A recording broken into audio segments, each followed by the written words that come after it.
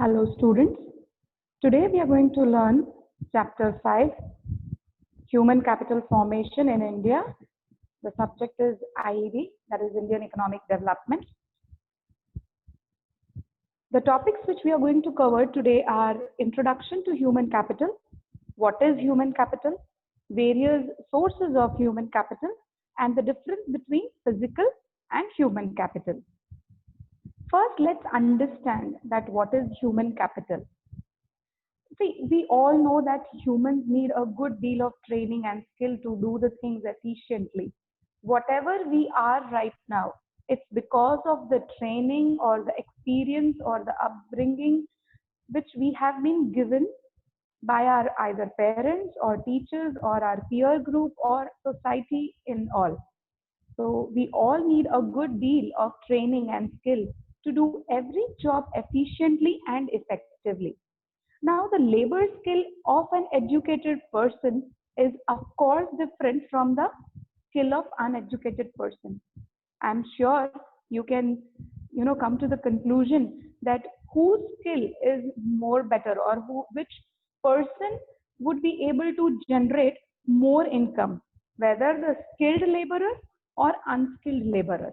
Obviously, the answer is the skilled laborer or an educated laborer would be able to generate more income than the unskilled or uneducated person. So, consequently, his contribution to economic growth is more, which means that the contribution of educated labor is more as compared to the unskilled labor. Now, what is human capital? Now, when we say physical capital, we all know that what is physical capital? The land, building, all the or the chair, table, all these are physical capital. But what is human capital? We all humans are, of course, human capital because we all are human resources. And human resources, like let's say students, are the human capital because we are being under training process when we are as a student or when we are of a smaller age. So our parents, our peer groups, our teachers, society, everybody plays a role in developing our capital, that is human capital. So human resource like students are human capital, as in future they are going to be turned out as they are going to turn out as an engineer or a doctor or an economist or any field which we can talk about. So societies need sufficient human capital and of course in the form of competent people so that they can generate more income, which can ultimately contribute to economic growth and development. We need good human capital to produce other human capital out of human resources. Now, what are the sources of human capital? Why do our parents spend so much on developing us? Investment in human capital is one of the main source of human capital. We need to invest. Now, where do we invest? Which are the areas wherein we invest so that there can be good human capital formation? So investment in health, investment in education, investment in on-the-job training, migration, investment on getting the information. These are the various sources of human capital.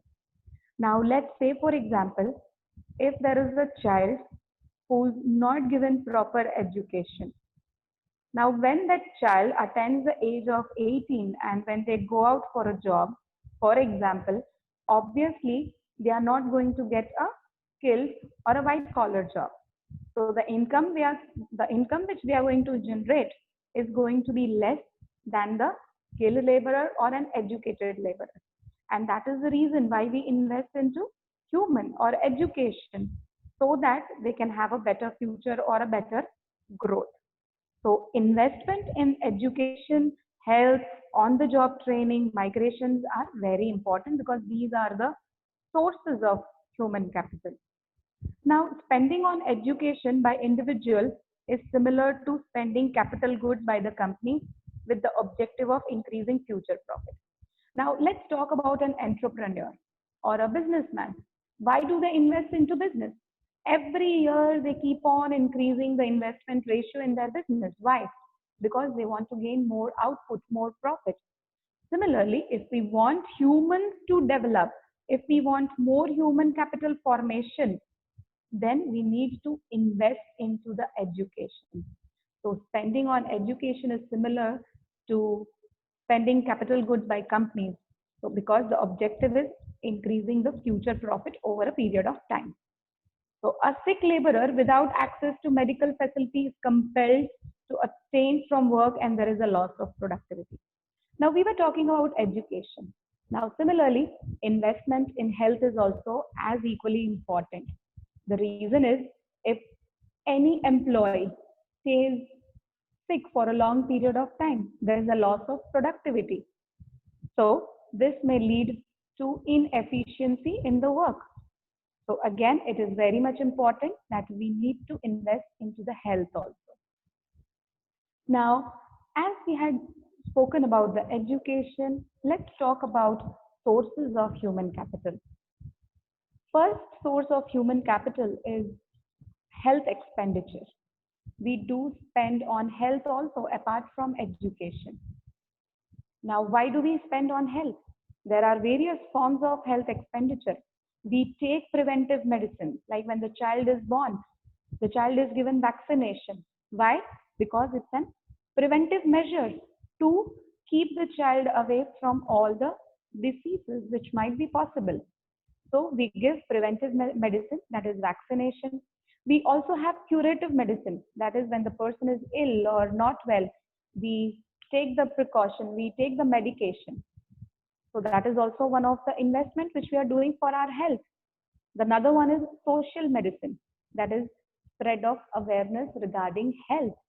You would have seen in the many advertising which government is spreading the awareness about having a good health, good nutritional food.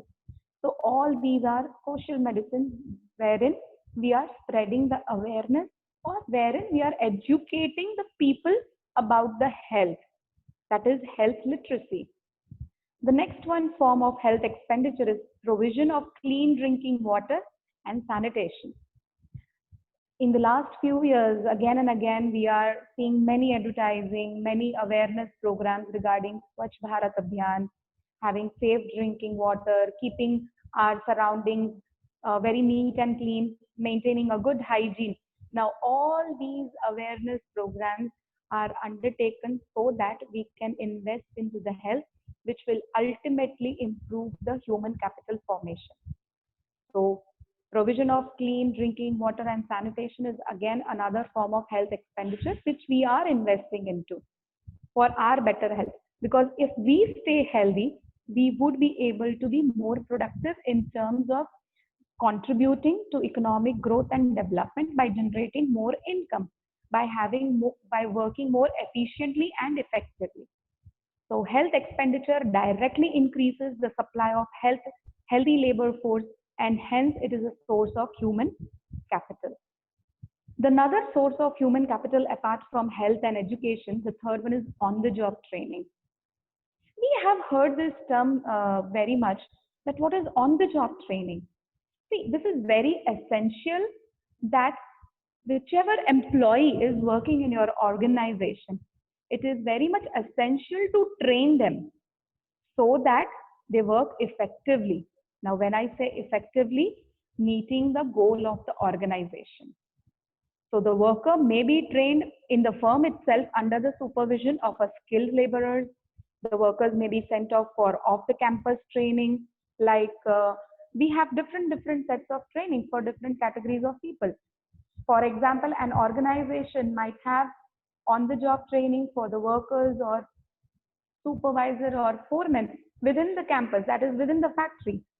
If there is a cream layer of or white collar job people, if they are working at the management level, they might be sent for training for different areas of management like leadership skills, motivational areas. So they might be sent for seminars or lectures or to attend webinars. So all these are the on the job training. Now when the person is trained in particular area of his activity or operation, then he might give more output at the workplace. So firm will thus insist that workers should work for a specific period of time after their on-the-job training. Now, obviously, this is very much important. If I'm training a employee for almost 6 months so that he gets used to the job and he works efficiently, but after getting the training, if within few months, if that employee leaves the job, then there is a loss of time, money in training that employee.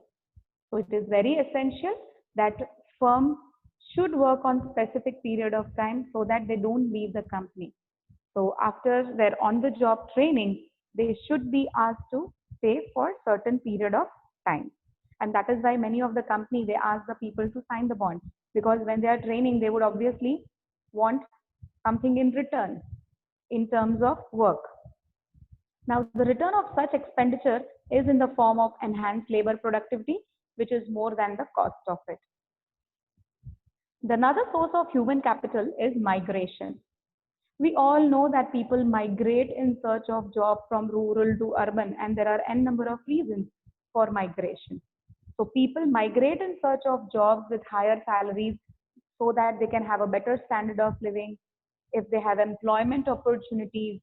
So these are all the reasons for migration. So unemployment is also one of the reasons for rural urban migration.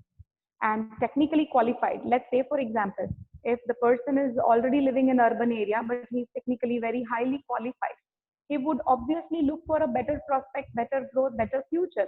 And he might migrate not only within the country, but he may also migrate to the other foreign country. So both the cases of migration involves cost of transportation, higher cost of living. So we are investing again into migration because we are spending money on migration. So hence expenditure on migration is also one of the source of human capital. Because when we are migrating, let's say for example from rural to urban, or from domestic country to any foreign country, we are ultimately developing ourselves. We are creating human capital. We are having human capital formation. Another source of human capital is information. We of course do spend to acquire information relating to labor market and others such as education and health.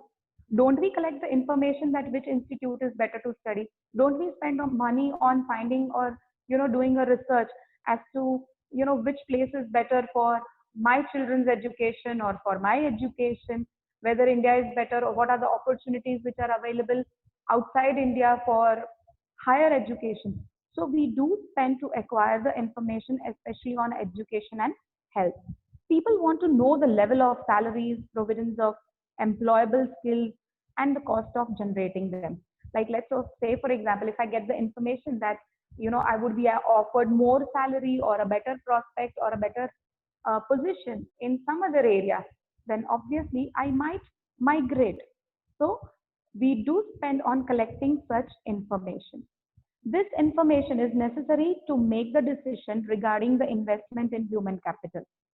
See, we do make the investment on information, but we spend on information, or we spend on getting the information only on those areas, or we take the decision in such a way which can yield us profit.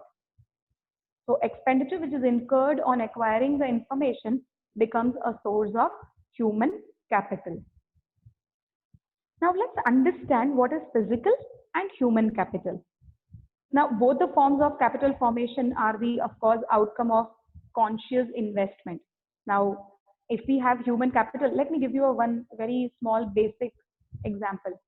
Now when I say that there is a formation of physical capital, like let's say for example, I had I was living in a rented house, for example.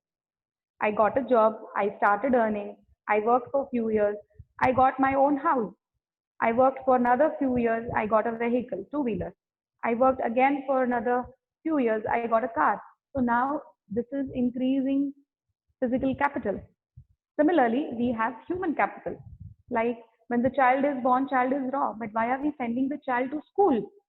So that the child can develop in terms of the personality, in terms of behavior, in terms of profession world, how he or she is going to face it. So that is investment into human. And when that person comes out to be a doctor or an engineer or an officer or a teacher or a lawyer, then that is the formation. That is human capital formation. So both the investment, that is investment in both either physical or human capital, it is a conscious decision which we are taking it. So when we talk about physical capital, the entrepreneur possesses knowledge to calculated expected rate of return. Now, whoever is the businessman or an entrepreneur, they are obviously aware as to how much return they will get if they invest a certain or a particular amount of money. So that decision has to be taken care by the entrepreneur, but he should possess proper knowledge and information in order to take that decision. So the ownership of physical capital is the outcome of the conscious decision of the owner. The physical capital formation is mainly an economic and technical process. So the concept of physical capital is the base for conceptualizing human capital, because only when there is a investment into physical capital, there would be human capital who would be working to improve or to have more generation of another human or capital resources. So physical and human capital. Now let's talk about human capital. Now we know what is physical capital. Now human capital, of course, it is a substantial part of human capital formation, because there cannot be human capital formation without humans. So it is our decision as to how we want ourselves to be in future. So human capital formation takes place in one's life when he or she is unable to decide whether it would maximize his or her earning. Now, as I said, that children are given different types of education and health facility by our parents and society. Nowadays parents do spend not only on education, but also on so many co-curricular activities like say singing or dancing or any other hobby which is related to art. So children are given different types of education and health facility so that they can have a proper future, or so that it can yield benefit to them in the future. Now, it's not only the parents which is playing the role, but also the peers, the educators, the society. All these people influence the decision regarding human capital investment. See, why does people influence the decision regarding human capital investment? Like, let's say, for example, if there is a child who has passed 10th standard, now he or she has to decide that should I take science or commerce. Now, this decision of moving into either science stream or commerce stream, of course, depends on the student's ability and student's decision as to in which area he or she is interested into. But many times, the peers, educators, society, the people surrounding, they do influence to take the decision. Don't we get the motivation that no, you should go in for science or commerce, you have this prospect, you have this growth in this field. So all these people, they do guide us or they do influence in taking the decision, which ultimately is responsible for our human capital investment into particular fields. Now, human capital formation is partly a social process and partly the conscious decision. So human capital formation at early stage is dependent more upon the already formed human capital, because till the child is in 7th or let's say 10th standard, it's mostly parents' decision. But as the child grows, now he has to think that how much he wants to invest into himself so that he can have a better future and a better human capital formation. So more is the investment, the more would be the human capital formation. Now, when I say more investment, the investment could be in terms of education, health, migration, information, on-the-job training, anything. So the more is the investment, the more would be the human capital formation. Now, let's study the difference between the two. The owner of a bus, that is a physical capital, bus is a physical capital, need not be present while being in use. Because let's say, for example, if the owner of the bus is me, but it's not necessary that I'm the driver. I have hired people to drive that bus. So the owner of the bus, that is physical capital, need not be present while being in use. Whereas the bus driver, now bus driver is the human capital. So he has to be present because he is the one who's going to operate that physical capital. So physical capital is intangible and can be easily sold in the market like any other commodity. Whereas human capital cannot be sold because we cannot sell humans. We can sell the services or the services which are offered by them. Like let's say, for example, doctor does not sell himself. He offers his services. He offers his knowledge. A lawyer, again, he provides his services. Teacher, again, provides his or her services. So human capital is not sold in the market, but only the services of human capital are sold in the market. Hence, the presence of owner of human capital arises during production. Now, physical capital is, of course, separable from its owner, unlike human capital, because you cannot separate human from human capital. They are interdependent. Physical capital is completely mobile except some trade restriction. Of course, now with globalization, which I have already taught you in the earlier chapter, it is very much easier to move, or our physical capital is very much mobile between, or you can say not only few countries, but all across the globe. But of course, in some places, if there are trade restrictions, then it is immobile. So human capital is not perfectly mobile as movement is restricted by nationality. Now, when I say physical capital is mobile, human capital is not perfectly mobile. They are mobile, but not perfectly, because sometimes the restrictions act as a hindrance. So physical capital formation can be built even through import, whereas human capital formation is to be done through conscious policy formulation according to the nature of society or economy and the expenditures involved. Because we take conscious decision whether we want to move to another, country, or do we want to have changes in our expenditures which are involved into it. Both form of capital, be it human or physical, they depreciate with time, but the nature of depreciation differs. Now, when I say depreciation, it is due to wear and tear. Like let's say, for example, for furniture, there might be depreciation due to continuous usage of that particular physical capital.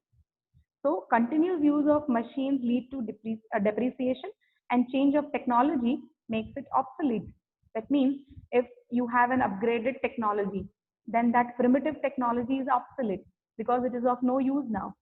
But in case of human capital, depreciation takes place with aging. But you can reduce that depreciation through continuous investment into education and health, which means that if you continuously upgrade your knowledge, your skills, the information, and you keep your health fit and fine, that is, if you make investment in health, then the depreciation ratio is less. So the investment also helps the human capital to cope up with the change in technology. And the best example is seen due to COVID-19, that now many of the teachers who had earlier not used any online mode of teaching or who were not aware, now they have upgraded themselves with the new knowledge, the new technology. So you can take this example as a human capital formation. Human capital benefits not only the owner, but also the society in general. Of course, yes, because now just imagine if our country, India, if we have the best human capital, which means that we have more number of, people who are educated, who turns out to be any professional, they come out in any professional field, then of course, it's going to benefit our country. Ultimately, it's going to, develop our country. So human capital creates both private and social benefit by working for the development of society. Whereas physical capital will benefit only the private owner or owner of that particular place. Let's say, for example, if I'm the owner of one particular factory, whatever income I'm generating, that is going to benefit me. But when there is human capital formation, it's going to benefit the whole society. Like we have doctors, we have teachers, we have lawyers, and of course, engineers, many other professionals who are benefiting not only the individuals, but also the society as such.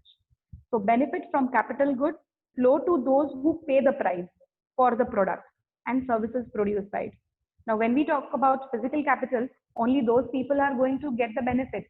Like, let's say, for example, if I have bought some furniture, now that is an investment, but that is a capital expenditure. Now, only I'm going to get the benefits. No other person is going to receive the benefit.